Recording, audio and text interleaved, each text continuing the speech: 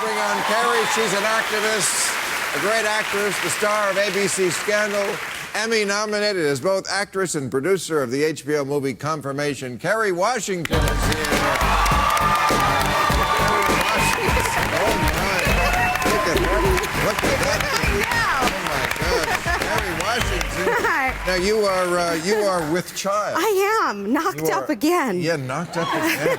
How far along is that? Because I noticed that bump. If you think you're hiding that thing, you've got another thing coming later. No, we try to hide it on the show, but in real life, there's no hope for that. Right. So that's exciting. Yeah, it is. It's very exciting. So does it focus the mind, you think, on what's going on with the nation when you know that a little child of yours will be dealing with the repercussions of whoever becomes president? Yeah, I mean, I think, I've always been a fairly political person, and mostly not because I'm in the public eye, but because I'm an American, and I think we have a right and a responsibility to participate in our democracy. So having a child might open up my mind to the issues, like this ridiculous maternity leave that Trump talked about just recently. Oh, yes. Now, if you didn't catch this week, probably because of Kellyanne. I mean, she's good. Or his daughter, who's also great. And I think it's important that we not be distracted by these very smart, very articulate, beautiful women who work on the Trump campaign, who are a lot smarter than the candidate, I think. And we need to be not swayed by them, because they will not have their finger on the button. He will. But you're right. Kellyanne and his daughter got him this week to reach out to women with a maternity and child care plan, which I guess will be necessary. He's going to deport all the nannies.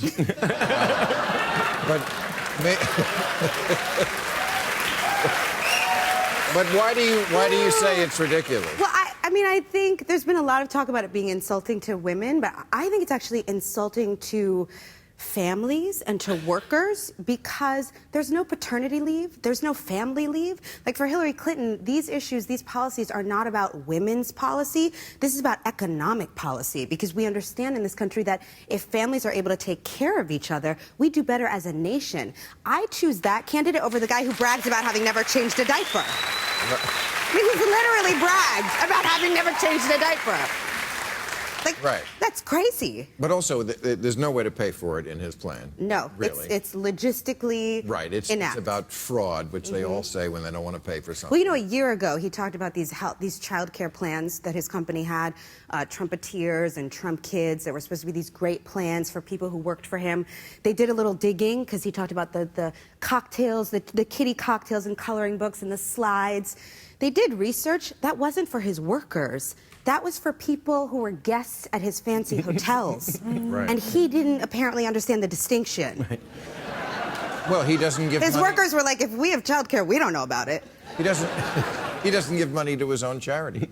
It's the Trump Foundation. He hasn't put a dime in since 2008, and then he gives money to other charities from his charity. And asks people to give him money to give to charities. Right. They think it's from him, and it's not. Okay. Yeah. And I certainly don't want to be shitting on Donald Trump all night. Why not? Oh, I'm just kidding. Why not? Oh, believe me, there's plenty more shitting to come.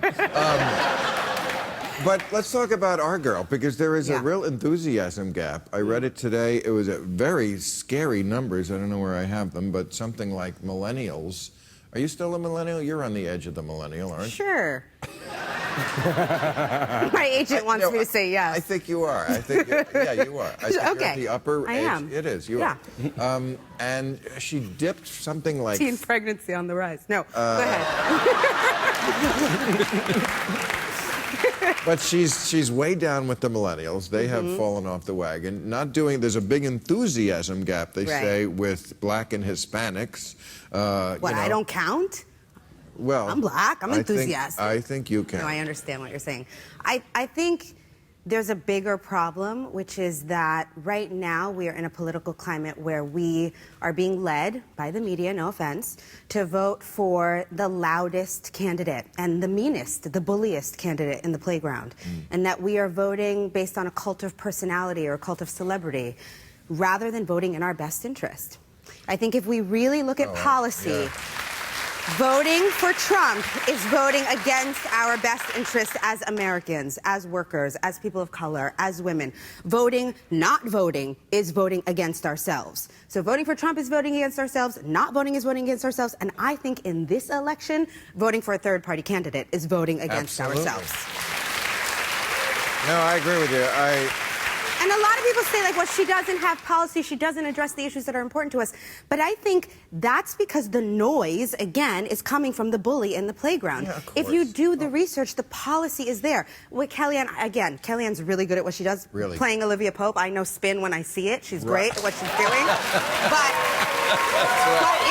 But really? Right. I mean, the very first speech she gave after announcing her candidacy was about criminal justice reform. So when people of color, when young people are out there saying she's not doing enough for us, like, we have to do the work to dig because the media is not spoon-feeding us the information we need to vote in our best Quite the interest. opposite. That's right. I mean, here's why I have no faith in the outcome. I saw Trump was in Flint, Michigan this week, okay?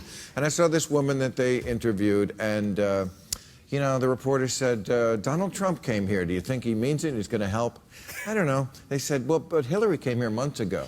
And the woman said, yeah, but that's when all the media was here. Maybe she was just trying to glom onto that. So, you know, I feel bad for these people in Flint, but on the other hand, if you don't want your kids poisoned, that's right. maybe do a little research. Because on the one hand, you have a guy who's never been to Flint, never showed the least bit of concern, care, empathy for anything about poor people, their communities, only cares about the rich and the yachts. And his own self-interest. And his own self-interest. And then this other person who has devoted her life to issues just like this, versus the guy from the party who did the problem to begin with, who wants to eliminate the EPA, who wants to gut regulations and cut taxes on the rich. And you can't figure out who to vote for.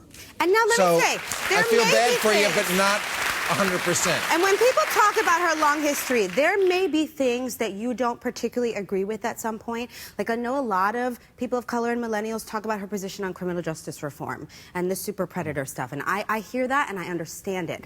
I would rather vote for the candidate who is willing to address mistakes, address issues, take responsibility, be accountable, be a part of a change solution, rather than the candidate who chooses to continue to perpetuate fear and hate in the present moment. This is the, yeah, and, you know.